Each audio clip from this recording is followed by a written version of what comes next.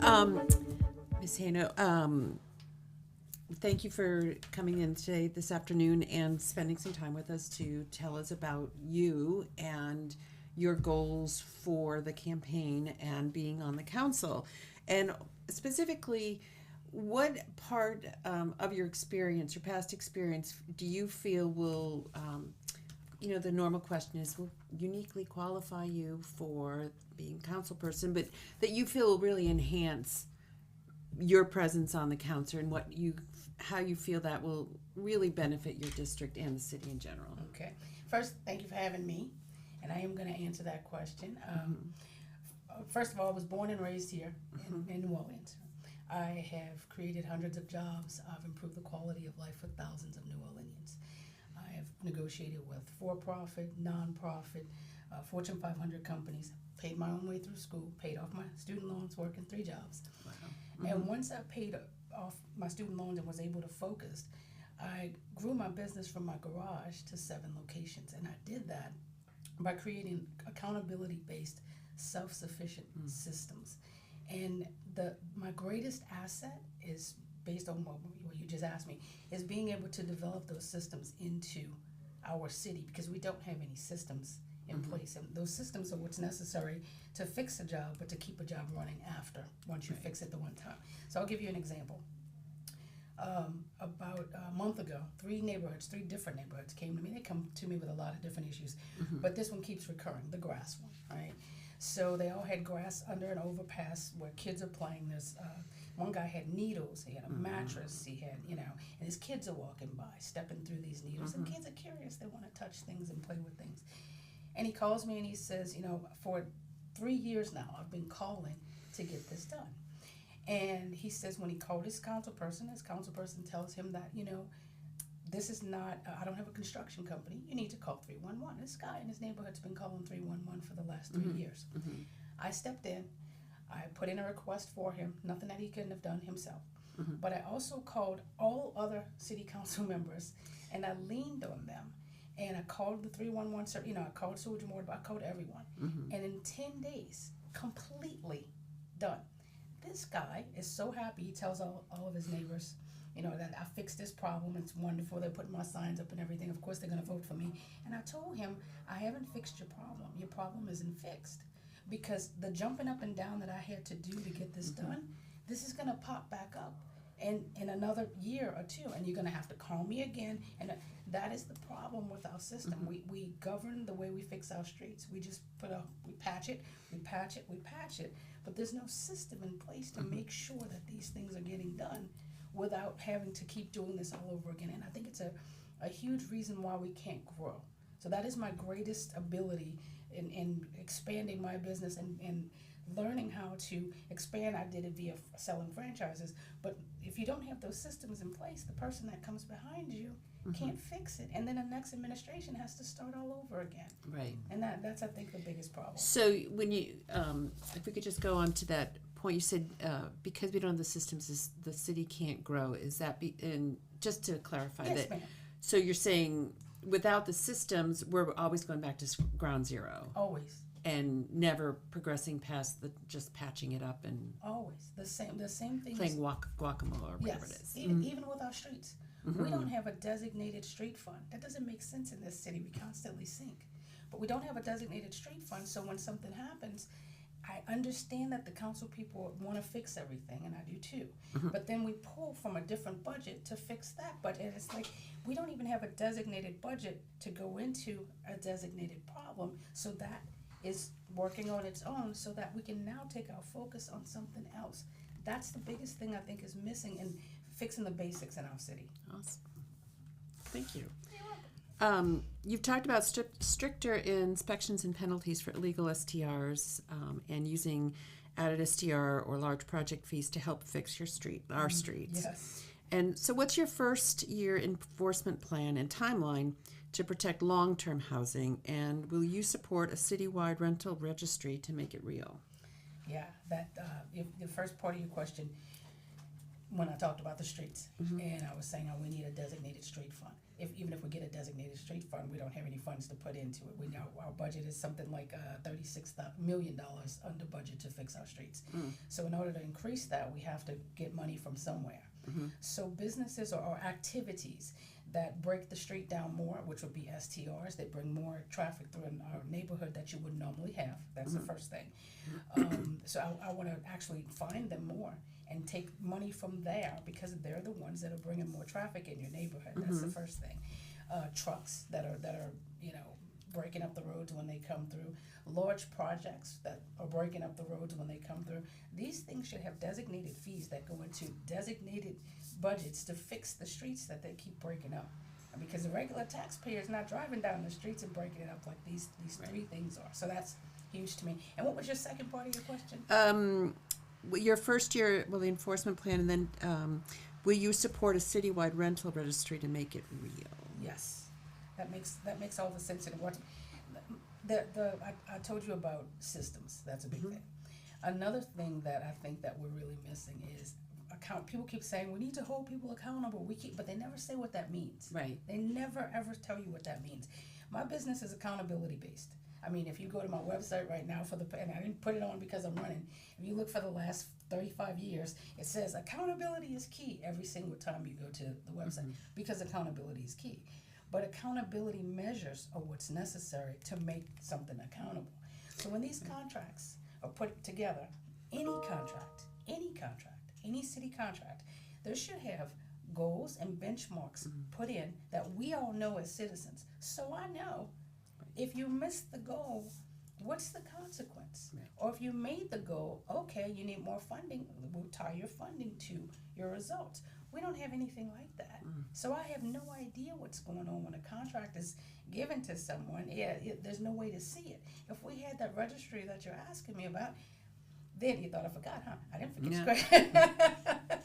Then what we could do is we can look and see what's available, what landlord has what available. I'd actually like to give tax incentives to the landlords so that they can provide more affordable housing too, because I understand that costs are going up. I had 7 rental properties myself. If the costs go up, that cost goes directly on to the person that's renting. The renters can't afford that. Neither can the landlords if you give them a cut. So you have to realize there's a domino effect going on. So even if we want to protect the renters so much, the person renting to you can't lose the house that you're actually in.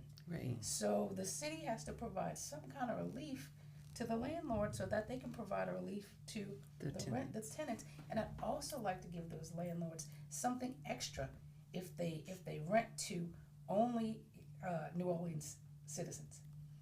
Some type of extra incentive.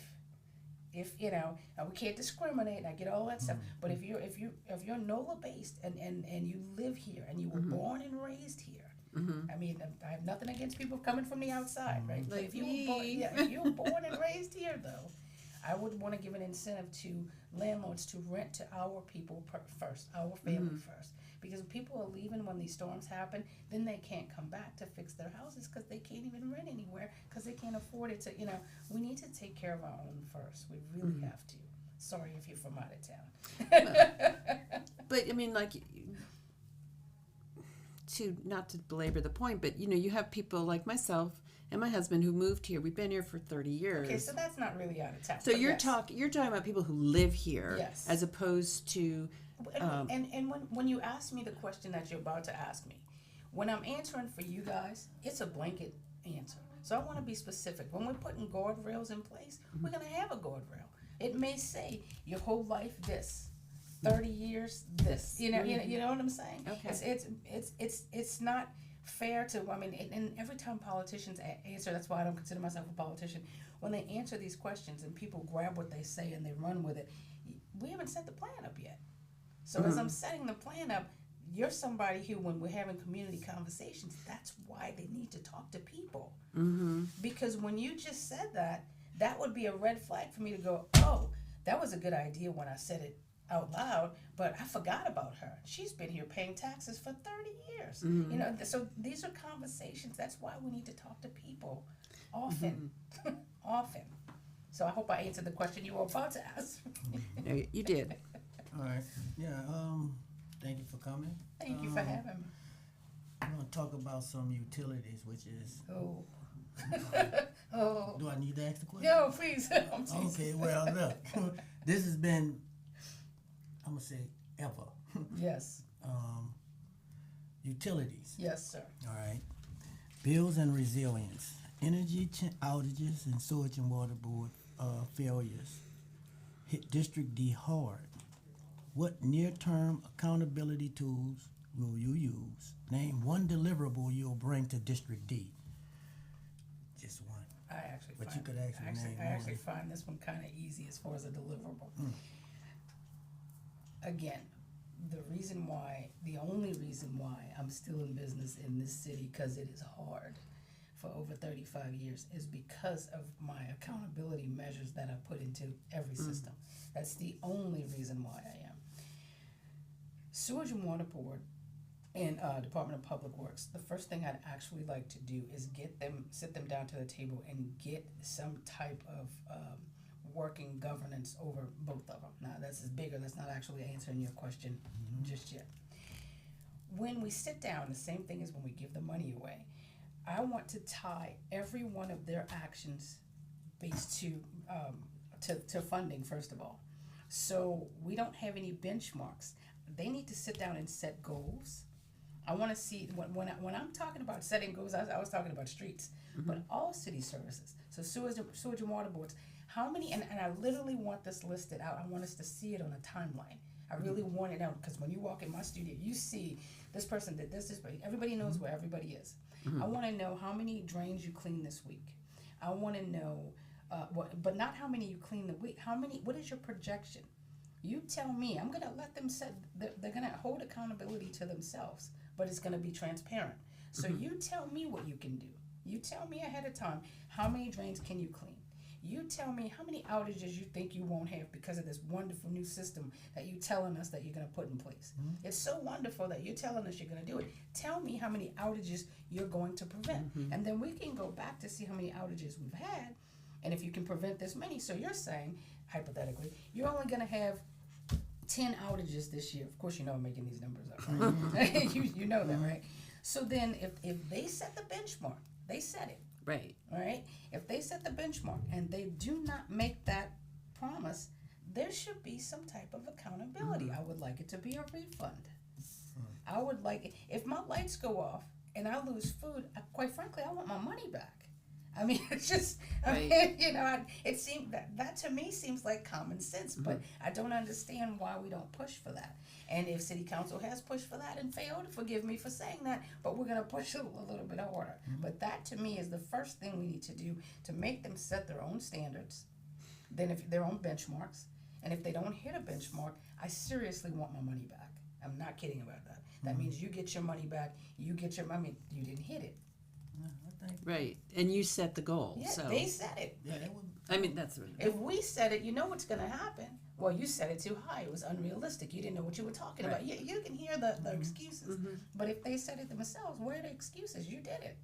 That makes sense. If I'm providing a service and I say I can do this particular thing and I don't deliver, then it's like, wait a minute. Right. I shouldn't suffer because your shortcomings.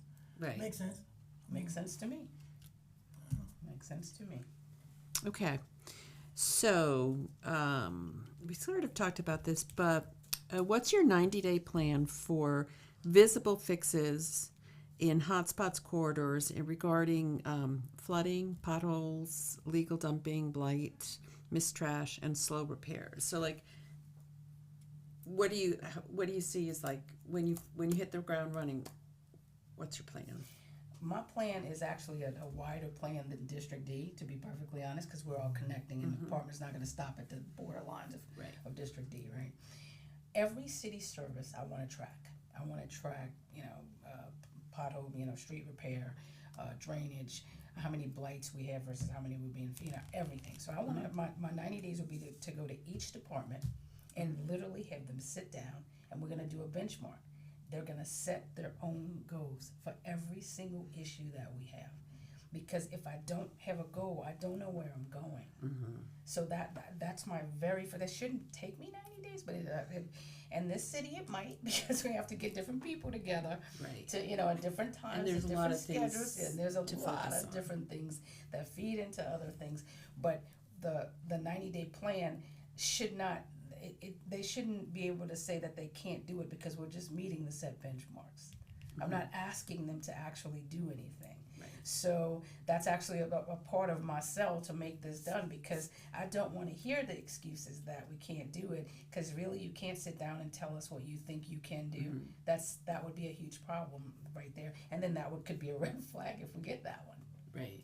So we'll see when that happens. But that's my biggest thing for the first 90 days. So what happens if you get that red flag? Like If- what, if they're saying, oh, we can't, we're too busy, blah, blah, blah, blah, You'd blah. have to give me more specifics on what Okay. happened and what. Give So- me an example. So let's say you've got sewage and water board and the roads, and they say, oh, we just can't meet, we're too busy, blah, blah, blah, blah, blah. How are you going to get them to sit down and give you what you need? Well, transparency tends to make people run a lot, and I've just like the project I just did that hadn't gotten done for 3 years. They did it in 10 days. All I did was call them out. That's all I really did. I didn't really, and that's why I'm telling the guy, I didn't really do that much. I'd love to take credit and fluff my feathers and say, but I really didn't.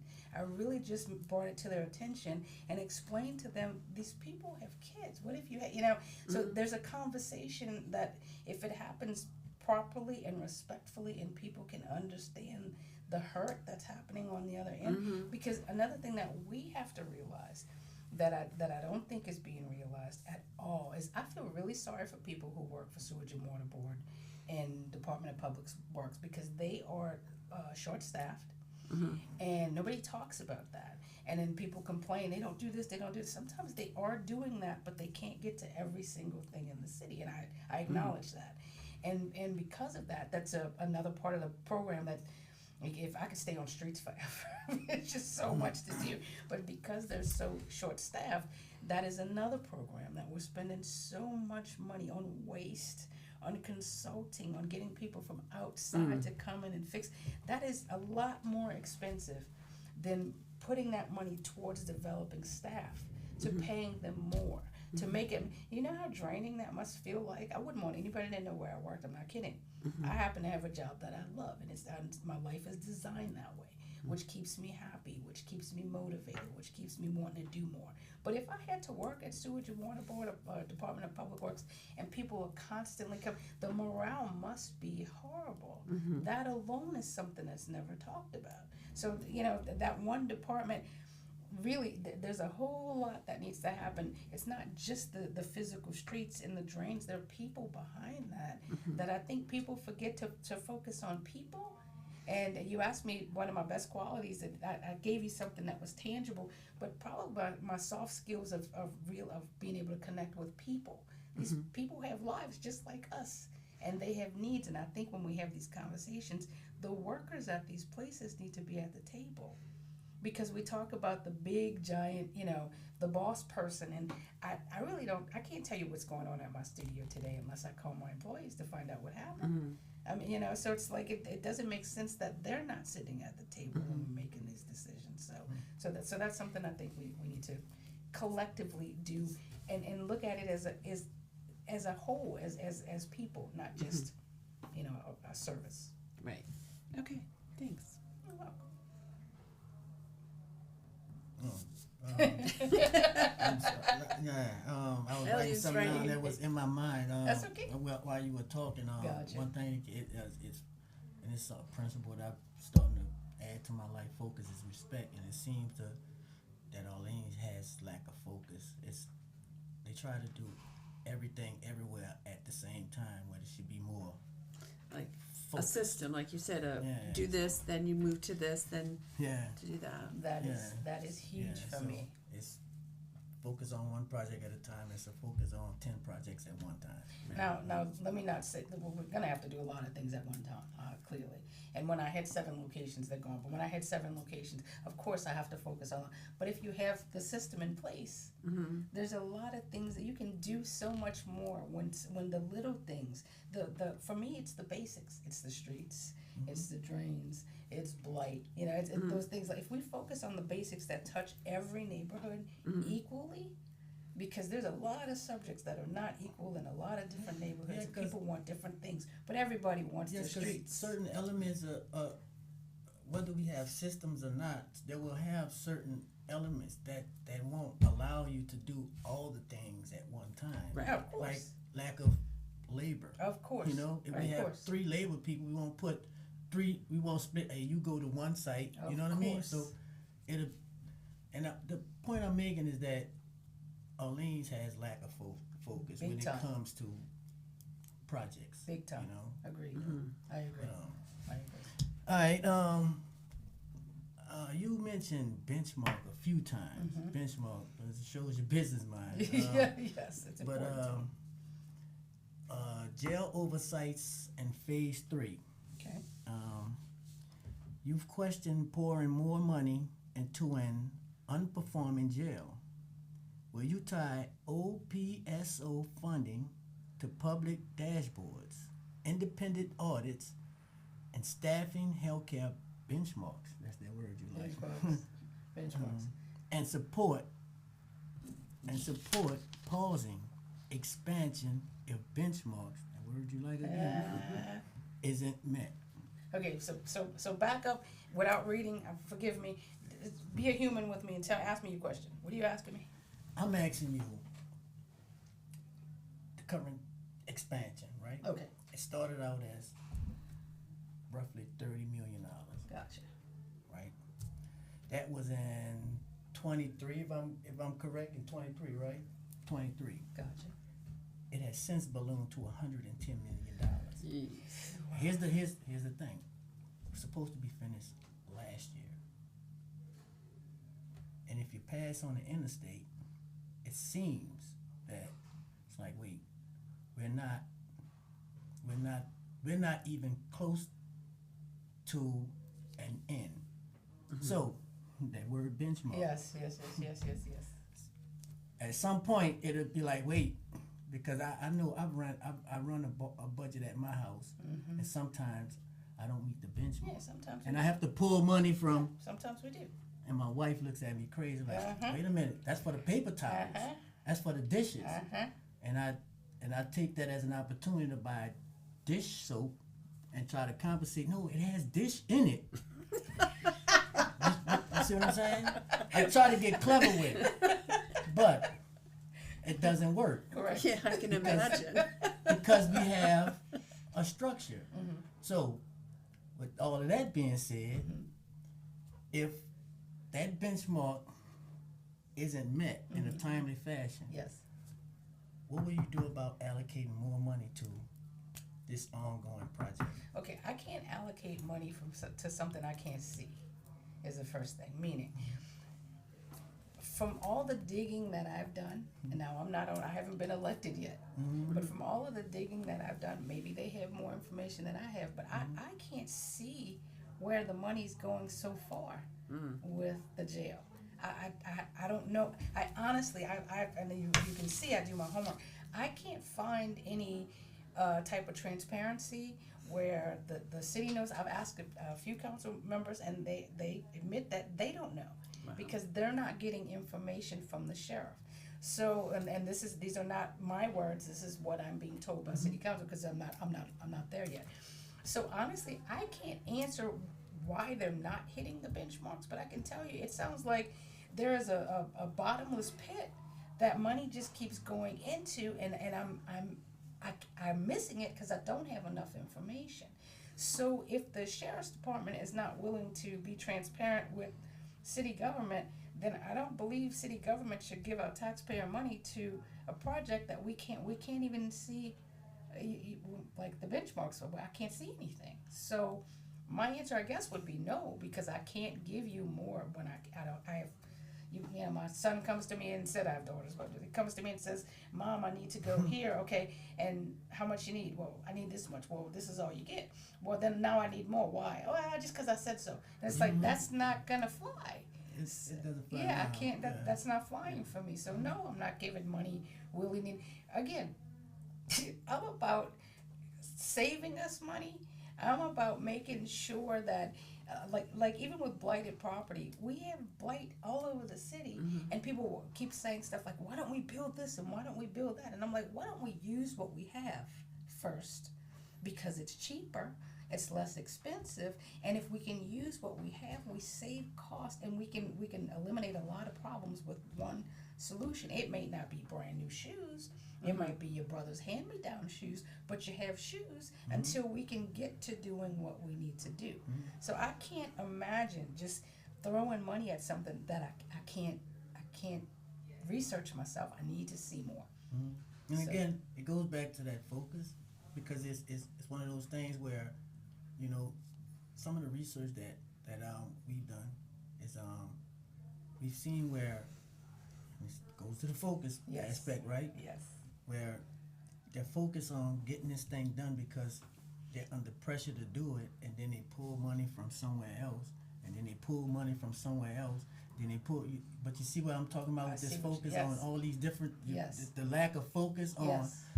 what is this actually going to keep costing us as opposed to, because it's very costly. So to be perfectly honest, if you're not going to show me your books, and we set up, because we have to set the benchmark, we set a benchmark and you didn't hit it, you have to show me in order to get more money. So for me, resources are tied into every single benchmark. So if you don't hit the benchmark, which then you don't get any more money. Why would I? If she's doing what she's supposed to do in one department, and you're in a whole different department, and it's I mean, I assuming it's not like a, because you know anybody can take my words and twist them anyway. It's not a health issue and killing our community or anything like that. Let's say it's something that's not hurting actual people, but she's hitting all her benchmarks and you're not. So I take from her to give to you because you can't do your job. Yeah, you have to. You have to do that. That's what you have to do.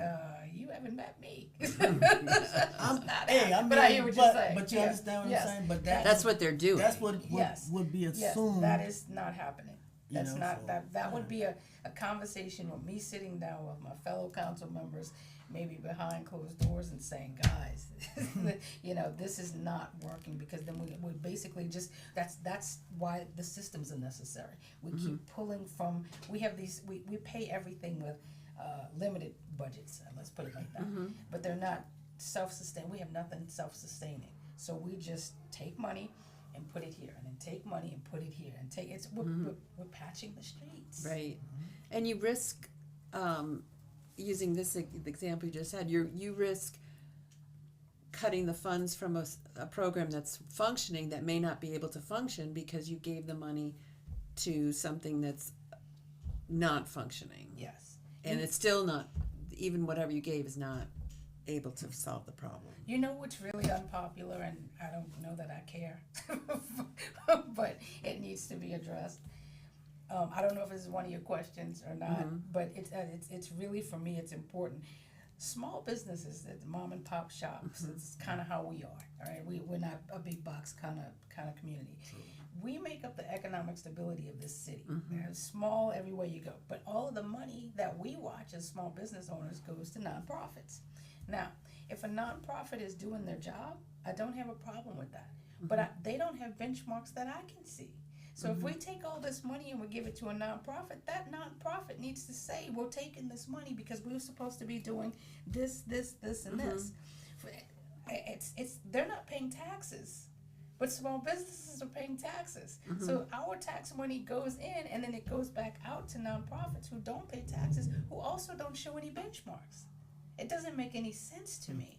I don't mind giving you money. I have no problem with that, but you need to be accountable for the taxpayer dollars that I gave you, and show me what you're doing with it. Show me where it's benefiting. So you're saying the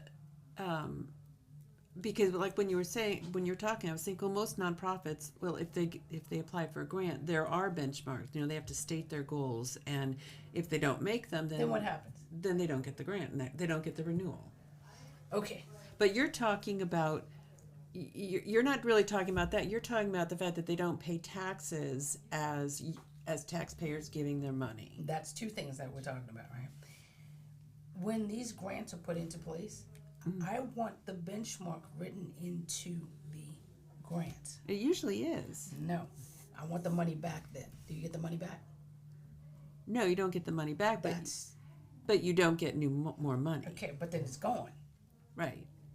See, at your point, it's gone. But I literally want it. I told you it's not popular. I literally want it written into where if you don't make your benchmarks throughout that time, then there should be a consequence there too. You already have the money. actually, the benchmarks are actually you have to hit benchmarks to maintain. And then funding. what Right. happens if you get the money? No. To actually get the money, To you have get to the have money, once you get the money, once you have the money, where's the timeline of everything you have to do? Where's that? And then if you don't hit it, what happens? You said you don't get You the lose next one, funding. Right. Yeah, you lose funding. but the next time, Right.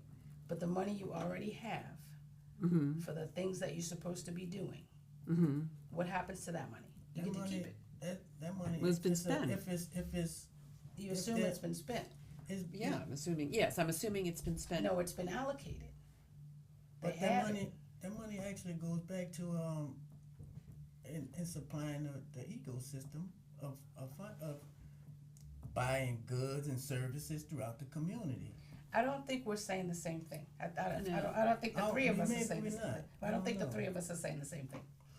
You said that once they get the money, that if they don't hit the benchmarks that they're supposed to hit, that the next time they don't get the money. That's the common sense. Right. I was thinking of a nonprofit applying for a grant. Yes. In the Yes.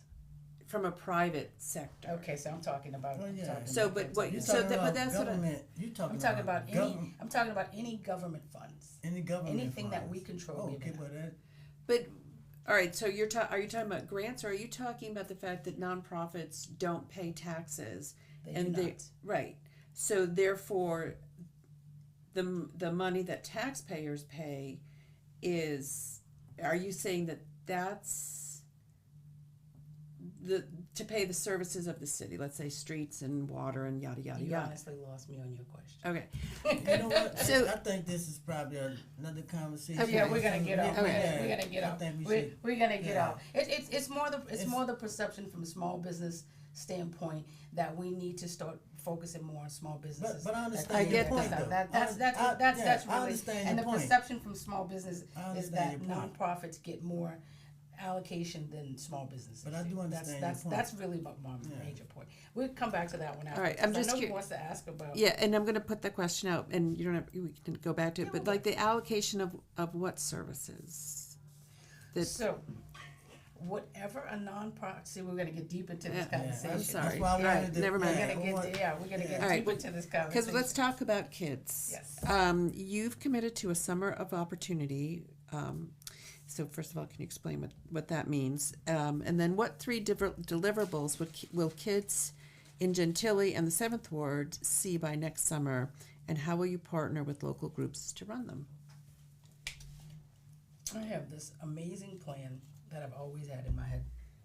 We brag about our different neighborhoods. We say Gentilly, we say Lower 9, we say, whatever your little block is, right?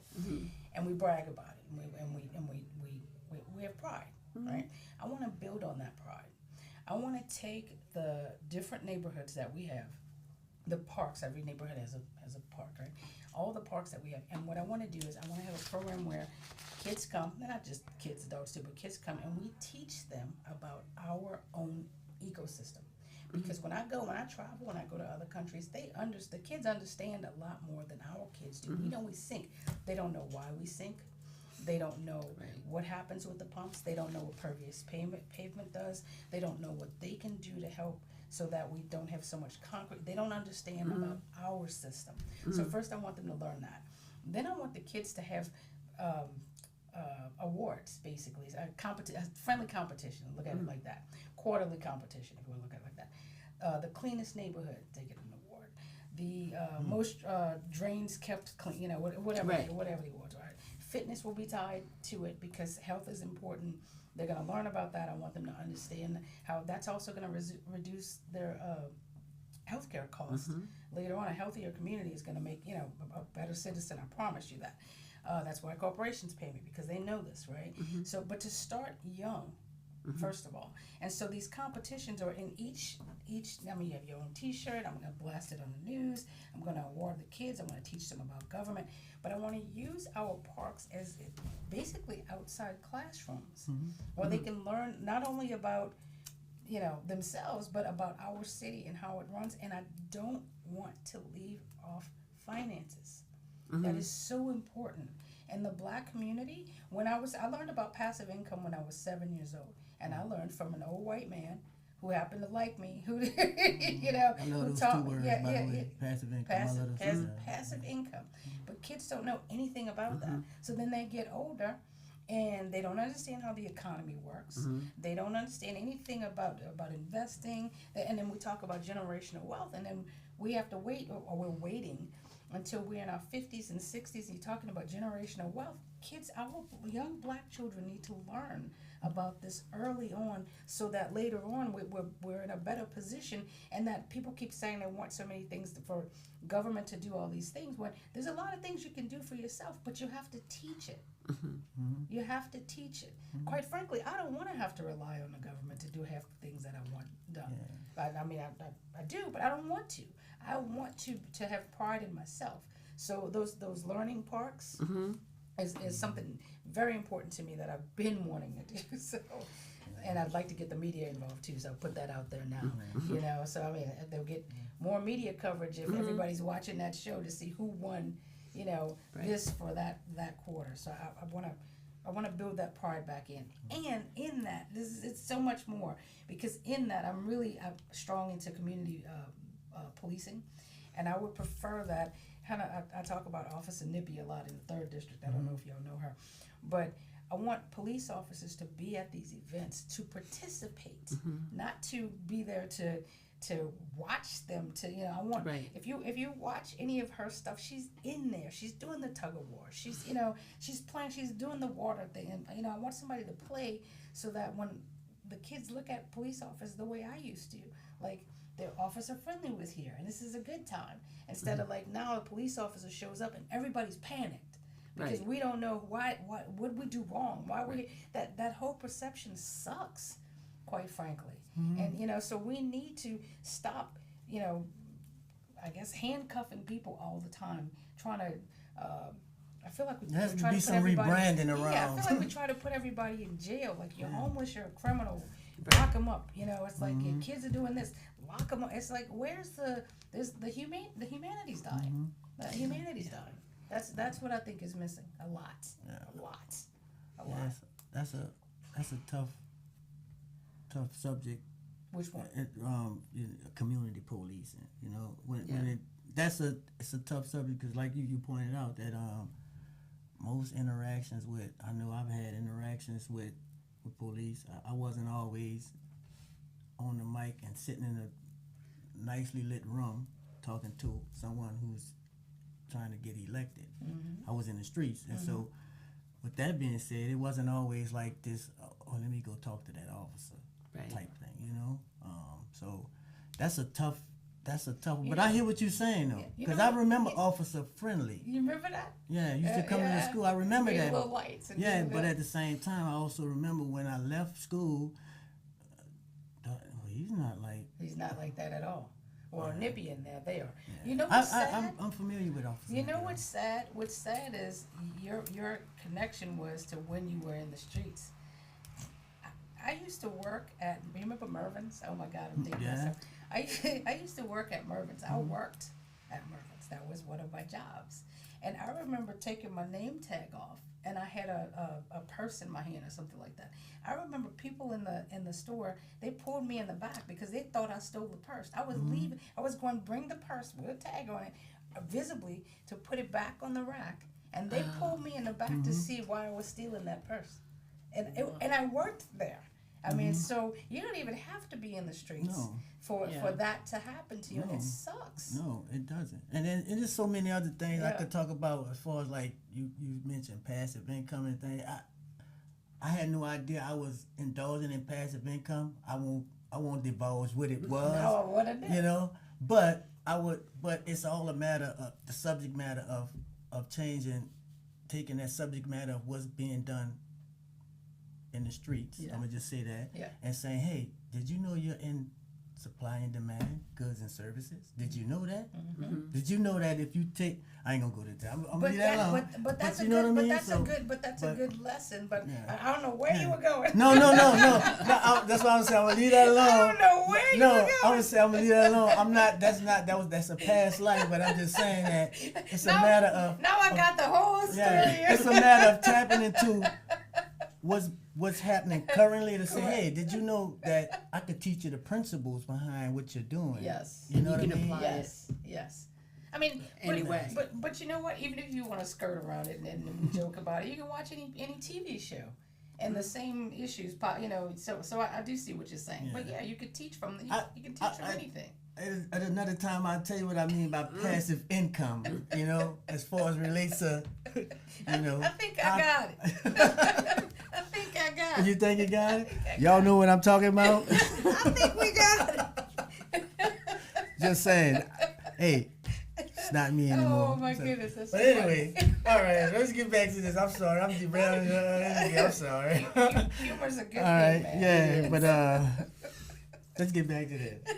You all right? I laugh a lot, so I mean, All right, okay. I'm fine. All right. If I'm laughing, I'm you know I'm Yeah. Okay, so let's get back on track. Care in custody and reentry. You support fully funding medication assisted treatments and creating a medical care oversight board that includes people with lived experience. What benchmarks or penalties will you require of the contractor? And how will you guarantee continuity at release alongside fair chance hiring and regular record clearing clinics? Without answering your question and making something up off the top of my head as far as what benchmarks I would put in place, I don't know. Because I've never been in that position. I would have to, once we get once we sit down and meet, and I'm going to be that person, I'm never going to tell you make something up. I'm just not. When I sit down and I see, because I don't know what we can do in that area. I've never worked in that area before. I don't know how it does look to someone on the inside that has to, deal with that. I might pick a number that's just outrageously low or outrageously high, as far as what I expect them to do.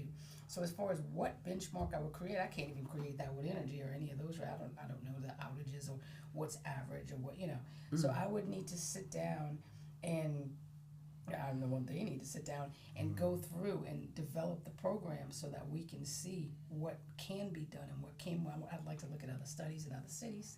And once they tell me, then I imagine anybody who sets their own benchmark, just for the record, is going to set it out a little bit further so that, and then you have to compare that to other programs who've done things and at what speed they've done it at, and then why are they able to do that at that speed? We might not have something in the city that we could keep up with something like that. We may have an issue where we can't, but if we don't, why can't you keep up with? So it's not like just how many push-ups you think you can do, and you say 5.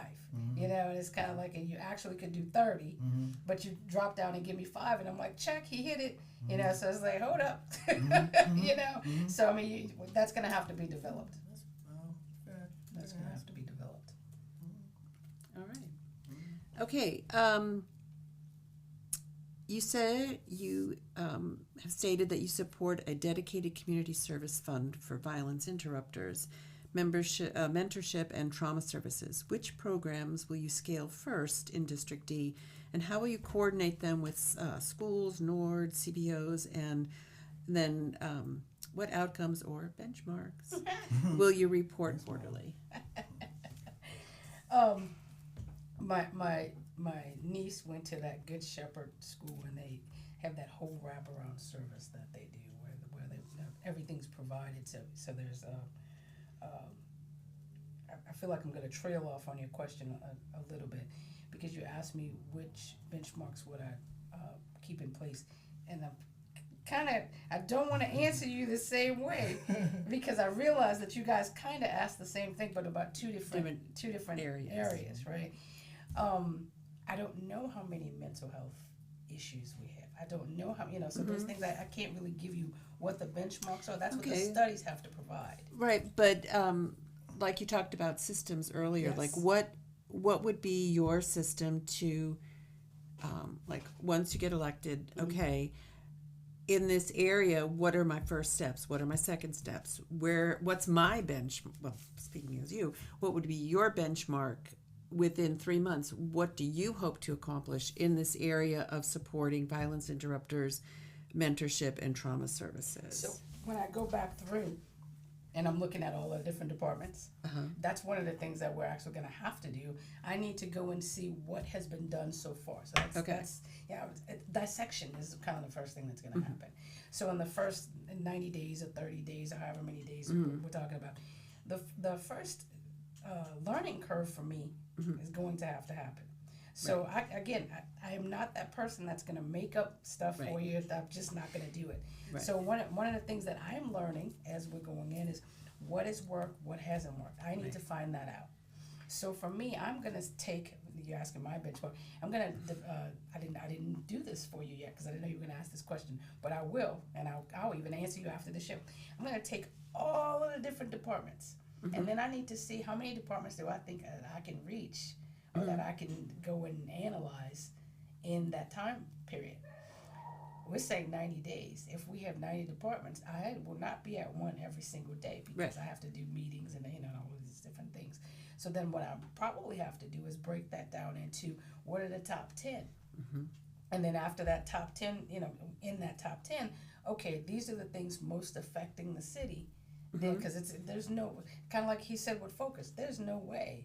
And so and that's why I think a personal pet peeve of mine is when politicians tell you we're gonna do this, we're gonna do this, we're gonna do. No, you're not. I don't know why. I've been running. Business works about 5 times faster than government, and I'm a dictator at business because I can say we're gonna do this and I change it. We're gonna do this and I change it. Government doesn't work like that, right? And that's probably gonna be my hardest thing to work with if I'm honest, because speed is important to me. And a lot of times I don't see, why do we have to do all of this when we're just trying to get to this? Why are we making these people jump through all of these hoops, which actually is probably an asset that I bring to the table. A lot of these things aren't necessary to get from here to here. But what I do need at that point is to know what's legal and what's not. Because if it's up to me, half that stuff we don't need, we're just going to go straight there so we can service the community faster. So speed to me is important, right? But with that said, focusing on narrowing it down to about 10 things, and again, making it up. It might, I don't know if it's going to be 10, but narrowing down the focus to about 10 things to see what we can do and what affects the community the most is the same thing in that program. What affects the kids the most? And not just what people have been telling me, is what are the parents saying? And what are the kids saying? Because you sit around these round tables and I listen to people talk and I'm like, I'll give you a clear example.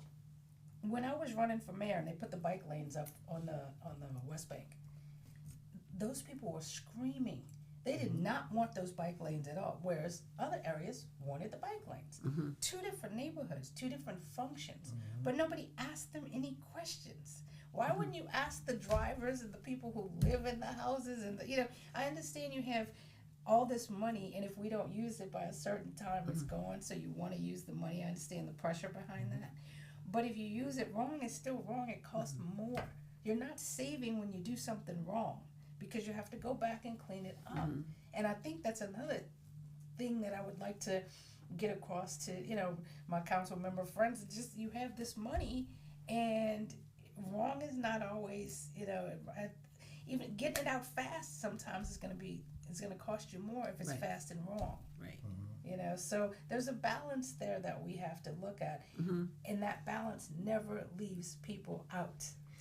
That's the biggest. You can never leave the community out. It doesn't make any sense. You shouldn't make any decision without community involvement.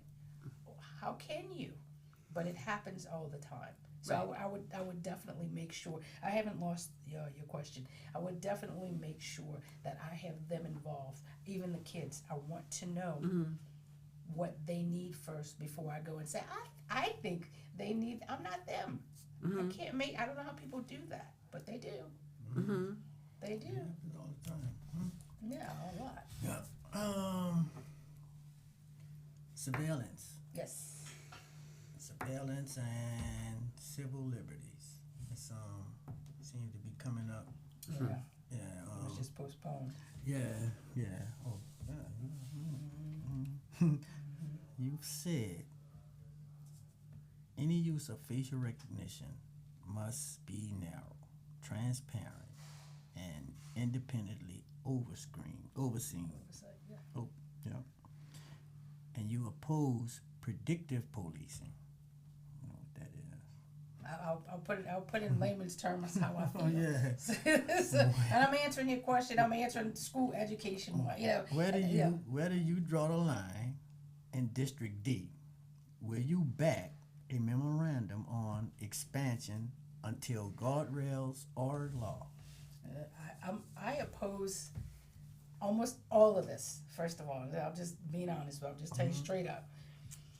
The only thing that I'm fine with facial recognition on, because we have the studies have proven that it's biased, and if we're majority black city, and the studies are biased to us, why would I want something like that? Even if it works somewhere else, that's great, but not in a black city. If you're telling me that's a problem, like if I have a problem, let's go ahead and do it. Doesn't make any sense to me. Okay.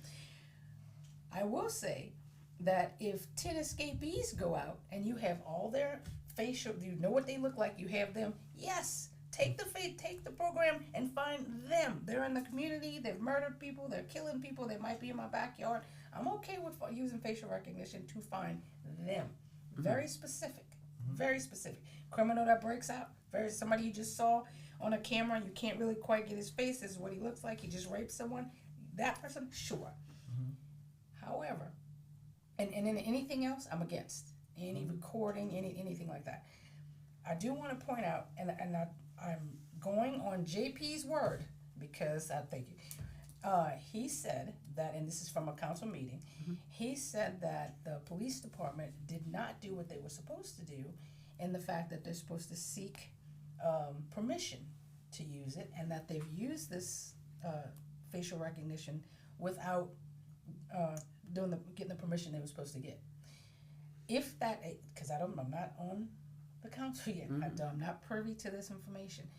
If our police department has done that, has not followed their own rules about following through and asking for permission, then under no circumstances should they be allowed to have this technology again, for me. Because I watch behavior patterns. I don't care what a person tells me when they're being elected, and I think more people should pay attention to this. What I've done for the past 30 years should matter more to you than what I did last week. So if you're doing something, if I can't hold you accountable for something, and then you say, "Oh, I'm sorry," and then let me have it. I'm not okay with that, because you've already broken the law. And again, I'm prefacing this with I don't know for sure, but if that is the case, even my hard guardrails, I wouldn't give back to someone who's misused it. Just wouldn't. Predictive police, and I've tried predictive, with my wife, and it didn't work. Really, I mean, trying to predict, like, I wonder if she would want, you know what I mean? So, I mean, and I'm saying that, as funny as it sounds, I'm saying it because if that's true in my personal life, how can I put that to the masses? Agree. Right. You know what I mean? Agree. If I can't predict, sometimes I don't know what I want to eat today. How am I going to predict I can't predict for myself. You know what I mean? Yes. So if that applies to my I agree. personal household and the kids, yes, they say and I'm well, I didn't see that coming. Exactly. They threw all of that. Exactly. You know what I'm saying? So exactly.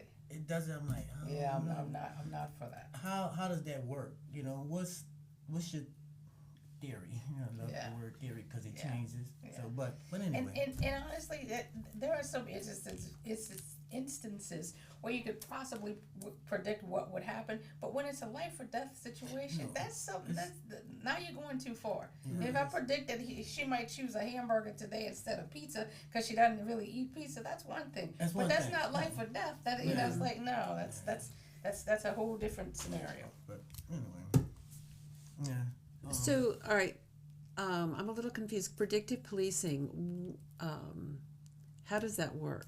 I have no idea. I was going to 'cause say you guys are going to have to explain that to me because that was your question. No, predictive. I know what it. I know what they're. I know what I think. I know it what is. they're Yeah. alluding to. You Uh-huh. know, I know what they're alluding to, but still, predictive. To predict something is not a definite. True, but what you had said about you think like what you've done or what a person's done for like the last 30 years should mean more than what they did last week. I'm kind of thinking that predictive policing is to saying that these are the patterns that we've observed, and so based on that, we're going, let's say for allocating police presence, because this neighborhood has exhibited a lot of criminal violence or activity for whatever reason, we're going to put more police there versus this neighborhood over here that has less than. Why would we have to predict? We'd have the stats. Well, because you're taking the stats and you're saying we're going, because of what's happened in the past, we're going to allocate resources there. I don't think that crosses over. I don't think we're saying the same thing for that. Well, that's what I'm asking. Yeah, is like, I'm what not is sure. That's a- predictive I mean, policing? That if Yeah. I could predict that Marianne is going to get up and sock Miss Heno in the jaw.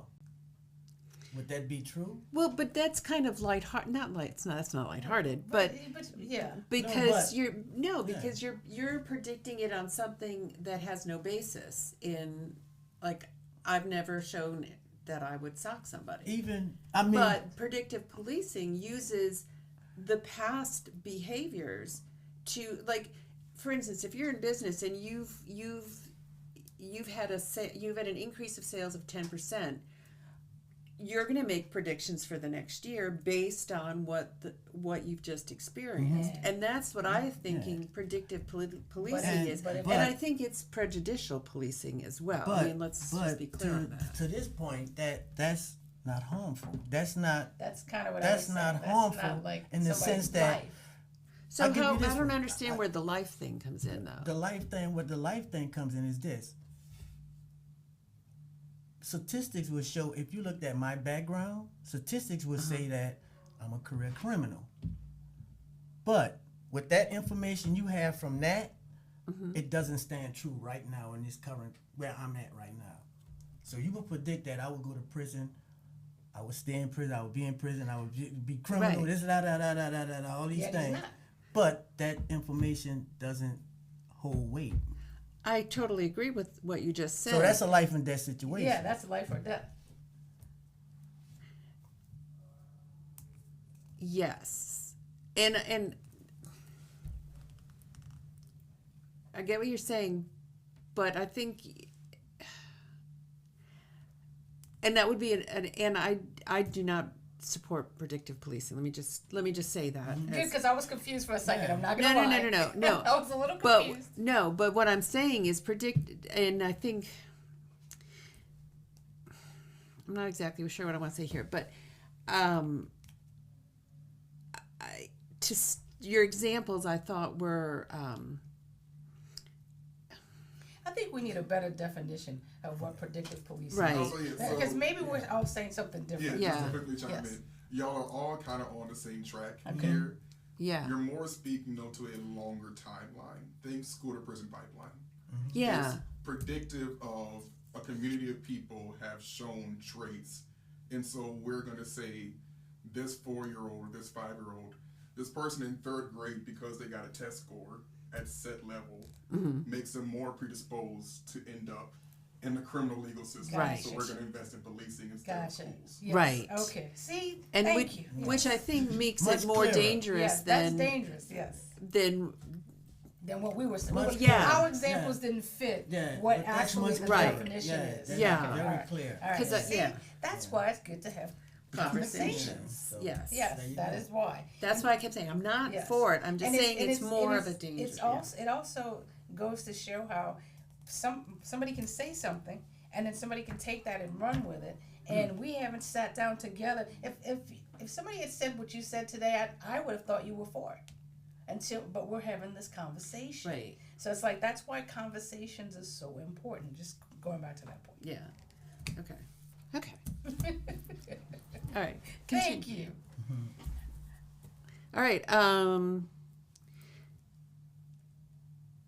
Can I go back to the violence and because all right. So how would you coordinate? How do you envision the coordination or getting the school boards, NORDs, CBOs, and the restorative justice folks together to promote these violence interrupter programs and mentorship and trauma services in My the answer is city? the same to every time somebody asks me that question. You basically, like you guys called me and invited me here. Mm-hmm. We invite everybody and have a sit down and have a conversation. I mean, we basically invite them in to find out their position on every single thing, to find out what they believe they can do, what this person believes they can do, what they believe. At that point, somebody's going to say, I don't think this makes sense. That happens. This person's going to tell why. Literally what me answering that question without having that conversation, my goal would be to get them to the table. All I have to do is make the connection. There's the same thing with getting the grass cut. All I have to do is reach out and do it. A lot of times that's all it really takes. It's just read that. That's honestly the answer to a lot of forum questions I've asked. How would you get this person to do this? It's like I'm not going over and bribing him or poking him. I'm just Right. getting people together, sitting at a table, asking for their help. This is what we want to do. This is the issues that we have. Put it out to the public. Let them know what we're working on. I personally don't want just agencies. I want people in the community who have experienced whatever it is that we're talking about, right? The kid that's missing right now, with the special needs right now. I don't have a special needs child. So when I start answering questions when it comes to children, that's honestly not at the forefront of my mind. What his behavior patterns are, what he would normally, that was not in my head. So even if I'm trying to put something together to make sure that it benefits all kids, that all kid is not in my realm, in my head. So we have to get everyone to the table. Have you worked with different groups on developing? Like, a friend of mine is a strong proponent and provider of restorative justice programs. I mean, have you talked with people who are doing it so that you have an idea about it, or is it just is one of your interests that you would develop in the future? My interest in developing in the future is to start with kids as early as possible in all sectors of the city. Okay, that's my personal interest. Right? You asked me that question, I think, on your questionnaire, so I'm thinking that's what you're referring to. Now, when we start off with kids early, with early development, with children, as that spans out, I feel like a lot of these intersect. I feel like education is not just pen and paper in school. In schools. You know? And so for me, if I learn different things and a lot of times criminal justice won't even come into play if I can grab a kid small enough to get them, if I personally grab a child at 3 years old, we wouldn't even have to talk about criminal justice because we're focused on, different things that are different avenues that they haven't learned yet. So my personal focus, I want to start as early as possible, and that for me is before 7. Because people go 10 and 12, and I'm like, you get hormones start kicking in, and you're focusing on, how you look, and I'm not even talking about that one. Because I remember me at 7, I was ready to rule the world. And I think younger kids are dismissed. I think, they're like, just be a kid. People say that, and it's like, they are just being a kid. But they're absorbing every single thing. They're like little sponges. That, to me, is the kid that we're missing. That, to me, is the kid that, if they would learn what generational wealth is that young, we wouldn't be later on dealing with, how you pay your bills or how, so Right. for me, my interest is a lot earlier. That comes with health as well. I mean, even in our community, diabetes, it's like, those are things that we're not taught. So Right. if we start off with health that young, then our healthcare costs, we can actually work on that for our entire community. So to me, it's the earlier, the better. So everything that comes after that, and I'm not dismissing any of this, to me is the effect. And I think the root cause is what we miss. And to me, that's the younger children. If we could focus on the younger kids. Yep. Cause and effects. All right. I bet you have funny stories. Well, I do. Oh, I do. Yeah, I do. We'll get off into them. Look, at another time. I huh? imagine you have funny Yeah, stories. I do. Yeah, like alternative passive Yes. income. Yeah, that's a good one. So, but anyway, let's get back to this. Home rule, sanctuary, and parks. The state keeps pushing preemption and ICE cooperation mandates. How will you defend home rule and uphold welcoming city practice so immigrant families can safely access services and give past trade-offs and given past trade-off? What's your stance on protecting parks? How many questions you I know. fit I in there? got a bunch of stuff in there. Huh? 5 questions, yes. Maybe sound like I'm long-winded, huh? Ask one of the questions. All right. Parks, Parks, home rule, kids. funding, wow. Meeting public, I'm almost there. Hold on, give me a second. Wow, meeting public safety and infrastructure needs. That was a You lot. remember that? No, because you asked me 3 either. questions. You asked. Look, I asked it. I don't remember part of what I started You to ask. asked about immigrants. You Immigration. asked about protecting them. Okay, we're You gonna asked start about with the that. parks. We're gonna. Okay, what's your stance on practices involving immigrant families? That's paraphrasing it a little That's bit. fine. Paraphrasing is better. All right. Be human. What's Get your rid of that piece of paper. stance on having safer environment for immigrant families? Okay. See, I thought you meant environment like the parks. No, You mean but okay, we're gonna that get to is that. another Okay. thing. No, That let's is do with another that. Let's focus. All right, focus. All right. Thank you. You asked. All right, let's focus. All right, come on, let's focus. All All right. right. So, I'm my last name is Heno, but a lot of people don't realize I'm a Barnes. So, my mom married a Heno, but my Barnes is our family last name.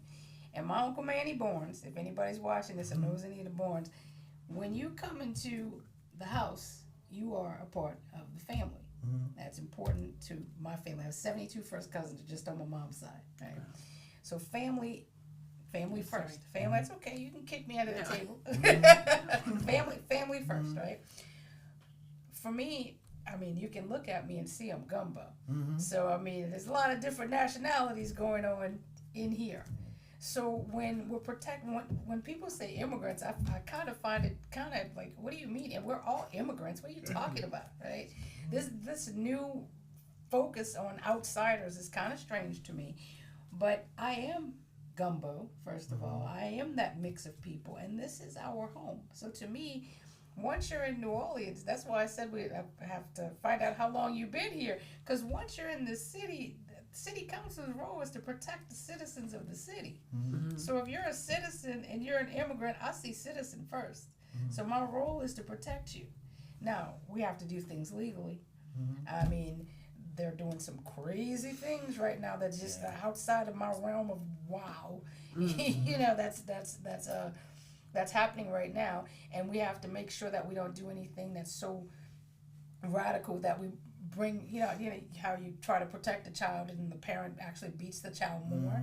So we have to also make sure that we're having that balance, that we don't shine a light more on where our immigrants are, and that kind of thing. Right. So I think we need to watch that a little bit. We're focusing on it, and I want us all to focus on it, and I want us all to protect us, but I also don't want to call a lot of attention to our immigrant community, what they consider immigrant community, because I don't want them coming and doing more to them because we're saying we're going to protect them. So quite frankly, I wish this question comes off the forum list, not just yours, it's on all of them, and I feel like it's shining a light, and it's actually scaring me for them. That's fair. If I'm honest. That's fair, because I could become, that. Well, I say become. I've always have been, but I get what you. I understand where you're going with that. I totally understand, and to put some clarity on the second part, and it's just paraphrasing, protecting parks. Yes. And to put that in context for you, we talked about the jail earlier. Most people don't know this, but that a lot of funding to extend the jail came from some parks. Yeah. Okay. Well, so that just to put that in context. That helps. All right. That helps to know where you're coming from. So for me, I'm going to tell you two things. One, before I had a brick and mortar business, I ran a lot of my business out of City Park. To me, the parks, that's like a sanctuary. I mean, that's where I go to decompress, decompose. That to me is a statement of health. I don't, when people think of health and fitness, a lot of times they talk about exercise and food. To me, your health is your environment and everything around you. Right? That's why I talk about the kids learning about the water and everything, because we have to live with the land. Having my mom in the background with some of those Polynesian distant roots, the land is a part of you. It's not just a park that you go into, and greenery is necessary for your mental sanity. Believe it or not, I mean, you need that.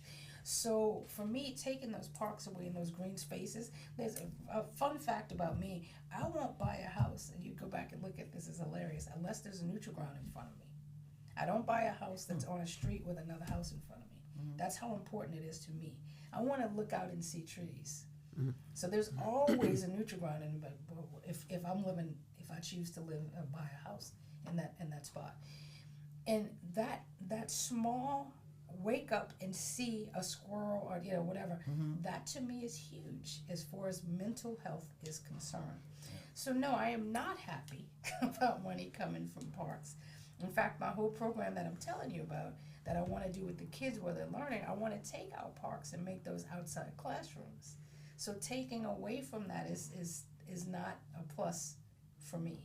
That's something that I think we should focus more on, and something that we should have more. I would love our community meetings. I do right now. If you want to meet with me, you kind of have to come on a walk and talk, unless you set up like a house, something in your house, a meet and greet. But they're called walk and talks. So yeah, we're walking through the neighborhood, but I'm getting you to exercise at the same time. And so you could have my undivided attention, but you got to show up. And I'm not going to keep still. You're going to have to walk with me. We got to go together, right? So that to me, taking your health and the system that to me, that we're all connected. Meaning with the land, not just people, the land, everything around us. So when you take from that, it's almost like taking from something wonderful that nourishes you to give to something to hurt other people. That doesn't feel right to me. Fundamentally doesn't feel right to me. Yeah, we're gonna close. Before I close, I want to say this. I did research around the oxygen levels, osteoporosis, and all these different things that green spaces give us. And while doing the research, I saw some parks that were just non-existent. And what I noticed about those parks, that if the park was here, this is the park, everything around it was dead. The housing, it just felt dead. It looked dead. It had that feel of being dead, overgrown, unattended houses that looked sad, even though it was people in it. The neighborhood looked sad versus a neighborhood that had parks, and it didn't matter what type of energy it was. It was energy. It was energy around that park. So But we're gonna close. And listen, I like that close. we're about to 'Cause close. that's huge. We're about to close. And is there anything you want folks to know, like any type of Anything that we didn't sleep- cover. Yeah, we didn't cover, like, pet name, you know what I mean? Like, yeah. No, I mean, just, something you want them to know, like, you have a certain, a nice pet that you have, or you sleep with a teddy, you know what I mean? Something, I don't think she The wants clothes. us to I know probably she shouldn't sleeps say that, with a but teddy yeah. bear. I sleep with a teddy bear. Although But- it's but fine anyway, if you do. Yeah, but I don't know why I say that, but is there anything you Like want I the people said, to I know? bet you have some Yeah. amazing stories. Is there anything you want the people to know in closing? I'd like to, if you rewind this and you watch this again, I'd like to say that when I'm going through these different forums, and I think I said this the other day, and they're asking these questions, and quite frankly, you could look at some of the other forums, and some of the people are saying the exact same things. In 2021, I ran for mayor, and I ran for mayor on a lot of things that still didn't happen. And I see some of those things that I had in my platform back then being used by some of the candidates now, and I find that comical, but I also find it sad because it's not being moved, nothing's happening. And the reason why I'm running for City Council District D is because a lot of the things that I ran against the mayor for in 2021, I'm noticed by my council member as being rubber stamped into same things I ran against. So I want to that's an issue for me. With that said, this interview process, I want people to take this and look at all of these forms and put yourself in the position of being a boss, because you are the boss, right? And we are the employees that are, look at it like that we're answering the questions. And I tell people when I'm interviewing, I fully expect the interviewees to say all the right things. I fully expect them to say, it's an interview process. They dress their best, they smell their best, they say the best things. But when I grew my business from a garage to 7 locations, I did that by creating these systems that I'm telling you about. And in order to create systems that work, that continue, I have to put together teams. So when you're hiring us, or when you're choosing your council members across the board, please look at the unit as a team. And I told people the other night, right now, it's looking like, I'm not predicting, it's looking like it's going to be JP. We know it's Leslie for sure. She's already done, right? Looking like, not saying, looking like. It's a predictive thing. And King, it's looking like that from the polls right now. And if that happens, we have 3 brilliant attorneys sitting there. But what we're missing is innovation. We're missing someone who understands how to put systems. You have to have critical thinking skills to be able to put systems in place. We're missing someone that understands that not only how to put a system in place, but that we need systems in place. If we had them, the past 4 years, some things would actually get done, but we don't. And so even if you elect the same official to do more patchwork, if that person doesn't have critical thinking skills to understand and put systems together, we're going to keep doing the same things over and over. And quite frankly, I'm fed up with it. I love my city. But it's like, how long can you keep doing the same thing over and over and over? Especially when it's not working. Yes. So when you're hiring, and you're hiring for City Council District D, please hire someone who travels, who brings ideas back from where I am that work in other places to see if we can work on them here, that innovation that's missing. And someone who understands how to put systems together that are accountability based, that are self-sufficient, so that we can finally have a system working so we can move on and get something else done. That would be the one thing I'd want to say.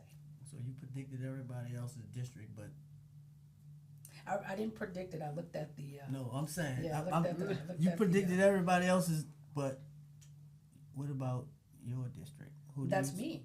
That's what I'm telling you. That's literally if I left, if I did not, if I did not make that point just now, then the city council person that you need for District D is Leilani Heno. Vote for Heno, City Council District D. Right. If I messed that up. Hey, I'm just saying. I thought I said it. I'm messing with you. I know. All right. All right, thank you. Thank you Thank for your you. time. Thank you for your time. Thank really. you. I It was a appreciate pleasure. Thank you. It was wonderful. Thank you.